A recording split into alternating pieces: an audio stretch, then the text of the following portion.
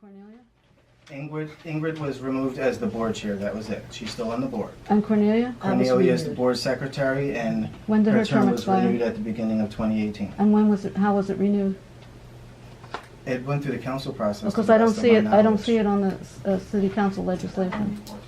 Yeah, we'll follow up. No, we were advised by council that we, because we needed to conduct business, that we could extend the term for, I think it's like 30 days or something like that. Because it expired over a year ago, I think. Okay, I'm not sure, but Can we we can look follow into up? it. Yeah, we'll follow up. And we did check with the city I think it council was over a year ago. staff. Same with Ingrid, hers was. Yeah, make sure we're doing it right. Okay, so we're gonna continue with the questions. Okay, one Okay, more. there's one more write-in question. Okay. I have a writing question too, I'm sorry. Yeah, he's got one out there, Okay. right on the mark. I have another, Got you. I have another question that I said. Allison, you've had the floor. Ma'am, did you have a question? No, I'm listening. Okay. This very kind young lady here. Will there be an accounting of expenditures that were not in accord with the budget? Yes. To the best of our ability. Who asked that question? Who asked that question? I asked that question. Yes, to the best of our ability. When the accountant was here, when she gave her report, as you know, a lot of it has to do with, getting receipts and statements and things like that. So part Well, of, we saw a lot of expenditures that didn't seem to be related to cleaning. That was on my question. when you're That was in talking. an article that I read.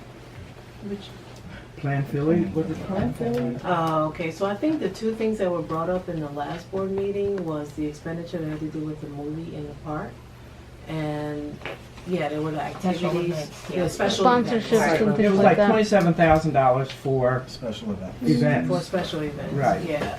So one was listed for And the question was that in the budget? Was that approved in the budget to be spent like that? And anything else like that? Was it in the budget to be, a budget is approved at the beginning of the year, and you're supposed to follow that budget, right? Yeah. And so that's all I was wondering. Will you make certain that you account for that as Yes, we well? will, Okay. definitely. And I wanted to make a contribution. Oh, thank you. Thank you. Thank you, appreciate it. I thought I'd match your budget.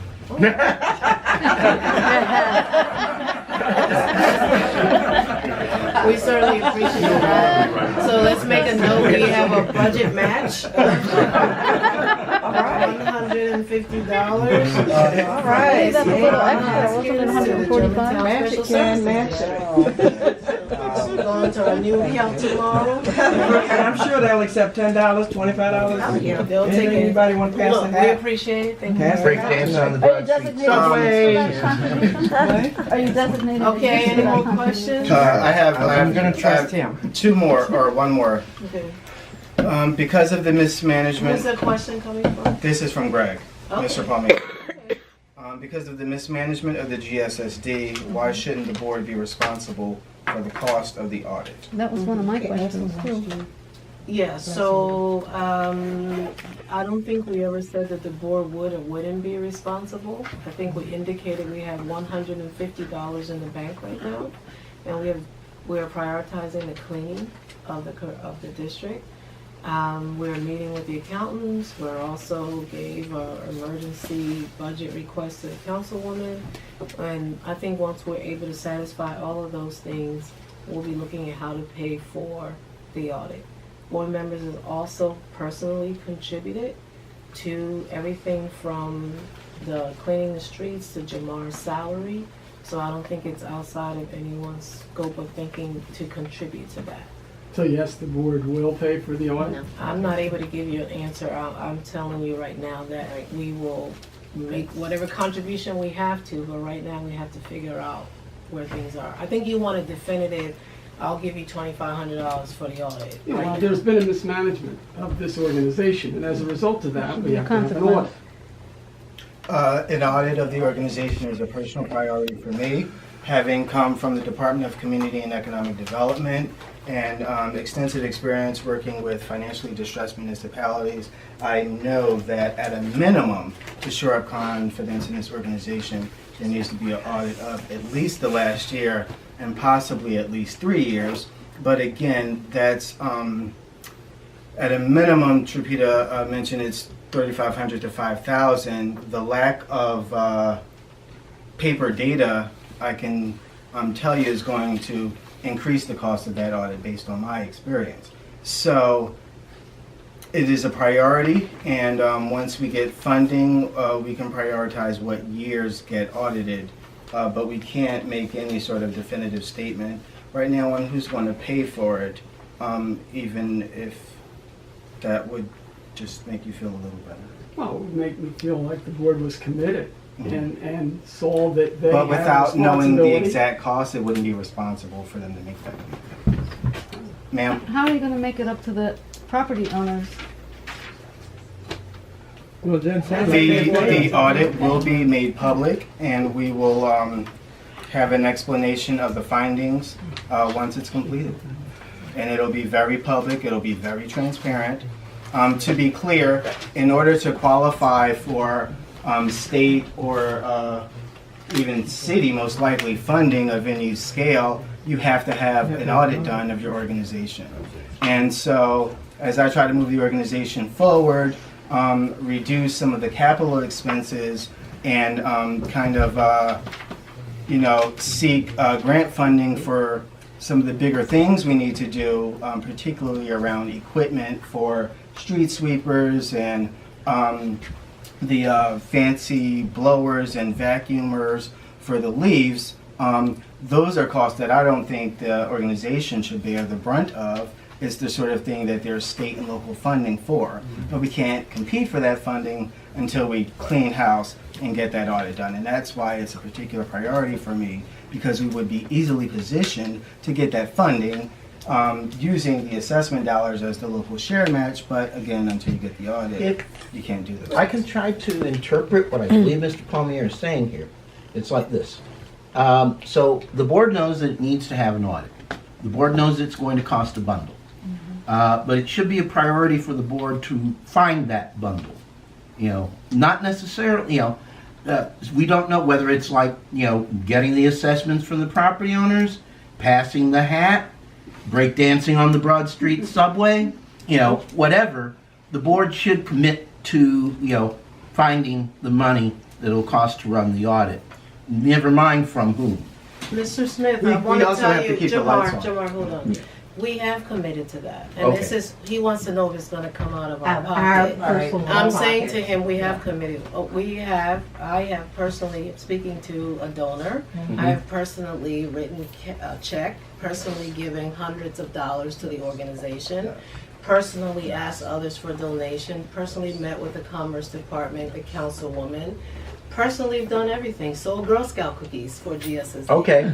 So I don't really So we're know already what in the else breakdancing Mr. on the Palmieri Broad Street wants to subway. do. We're well Yes. into that. I'm a poet. I'm gonna have a poetry reading. Yep. I can So vouch. All right. I don't know what else he wants. Board to do. members are spending out of pocket for GSSD. I can personally vouch for that. Okay. Do you have any documentation of budgets or what We're trying to documentation? get that. We do. That's what you're trying to get, or what do you have We have available? documentation. No, we have the budget. A bit of a misnomer. So the way municipal authorities operate, particularly these SSD entities, you do a 5-year budget.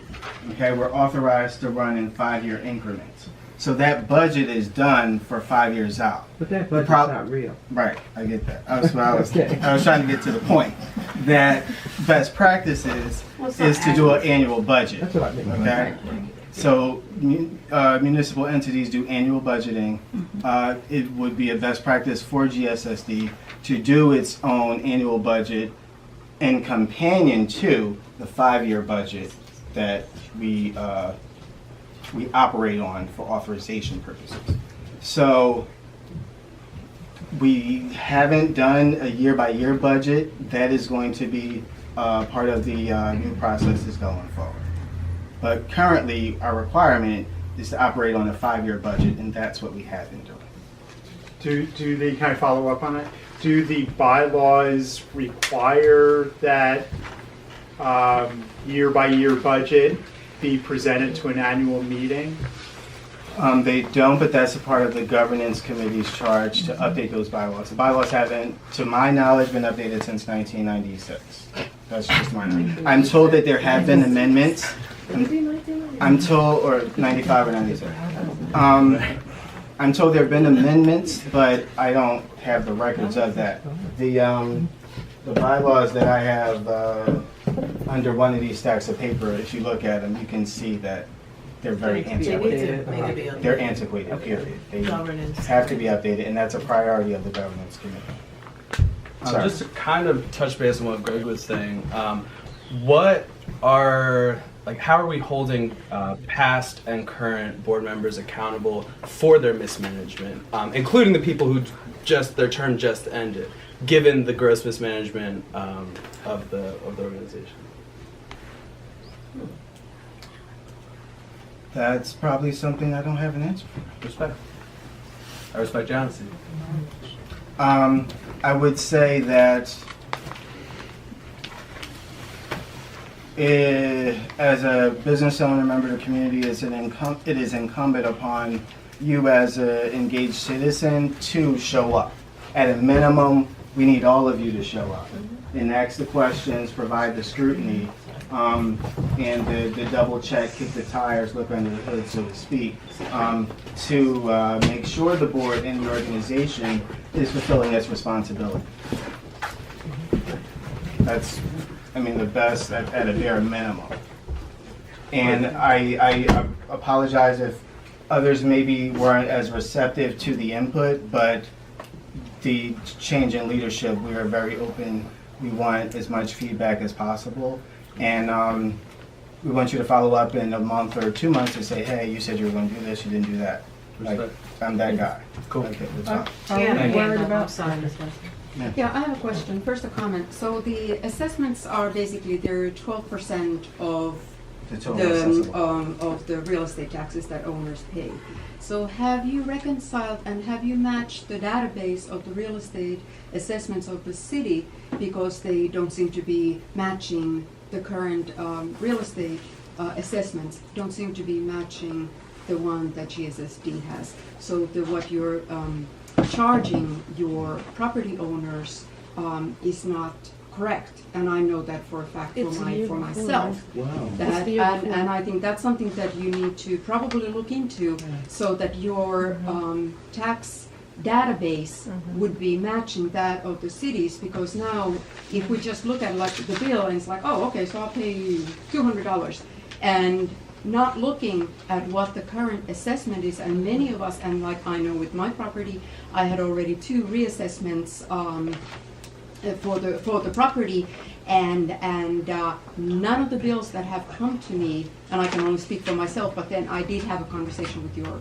predecessor a few months ago, and that was something that came up in our meeting, and he said, it confirmed what I thought was the case. And so, can you address that? So, to the best of my knowledge, caveat, the data for assessments comes from the Office of Property Assessment. They make the calculation of the 12 ... whatever the percentage is, and included in the data set that they send us is a list of every property in the district and the assessment rate for that property.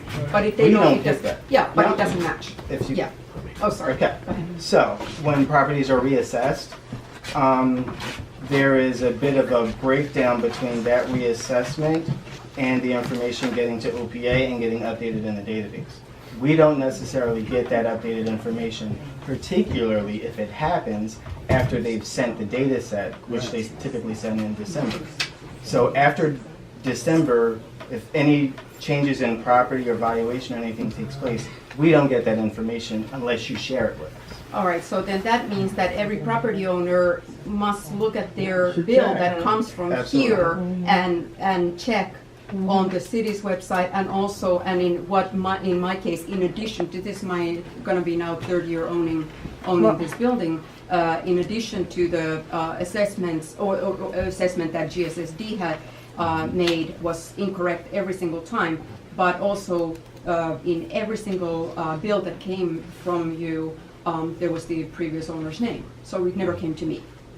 So I think that some serious work is there. And then, even in that, the city. the data that, so if I looked up your property right now, okay? The information in OPA and on the atlas.phila.gov is going to be whatever's on the title of the property that was initially sold.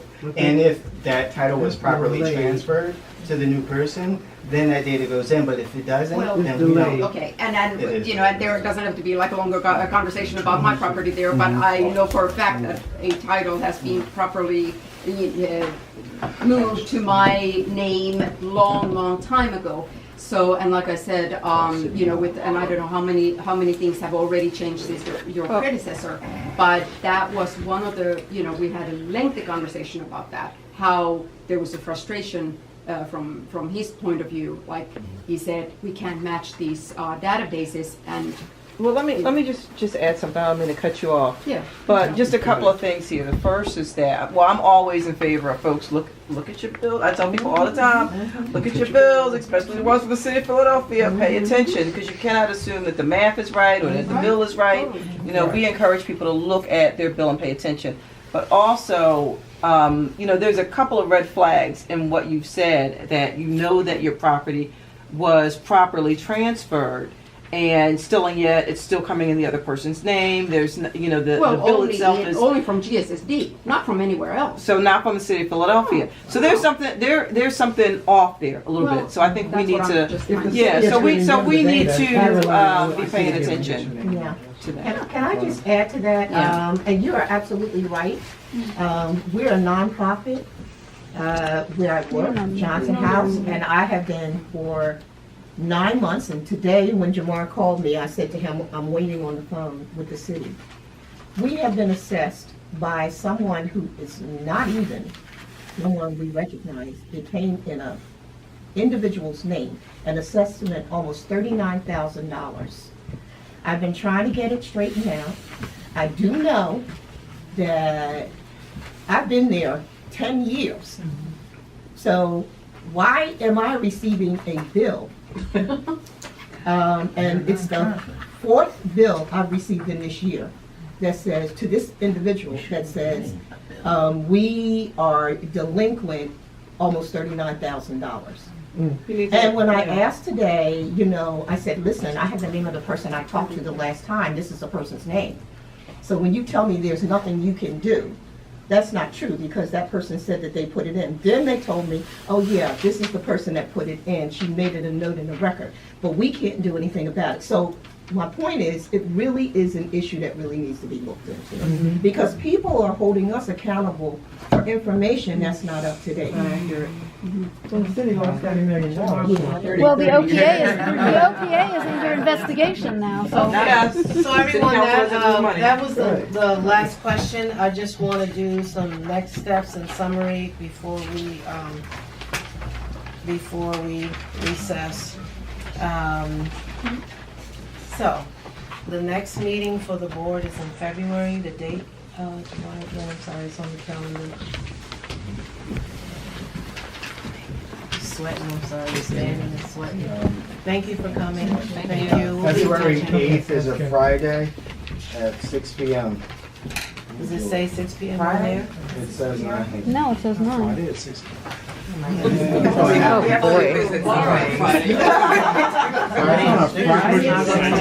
it's supposed to be, What I suggest is that 9 a.m. they just voted. Can we have order? Can we have order? Okay, my suggestion is that we keep that time. Okay. Friday at Because- 6 o'clock? Yeah, no, I'm sorry. We keep the 9. Yeah. Yeah, because it's no, Yeah. we need to keep that time. Okay, because nobody's gonna come to Clearly 6. no one's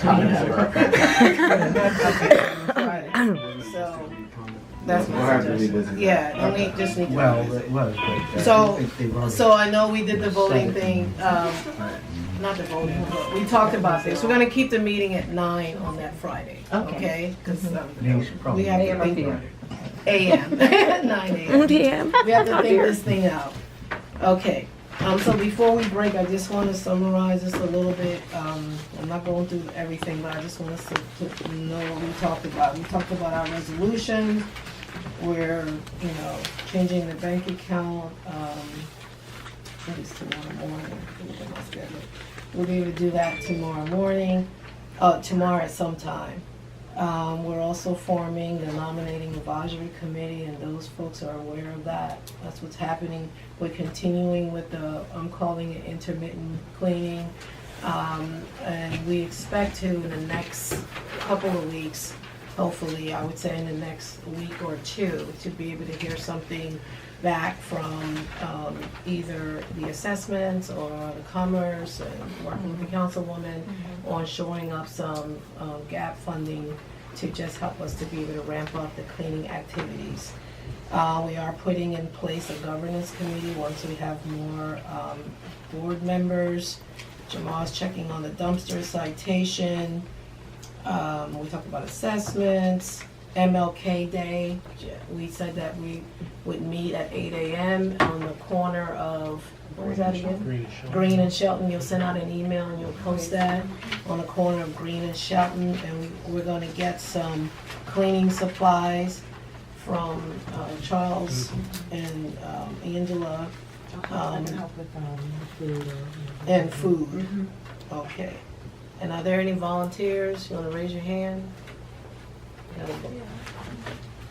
I'm sure we'll have them. We got some folks coming out to do it that day. I know Keith is on another project that day. Okay. We had a bunch of questions.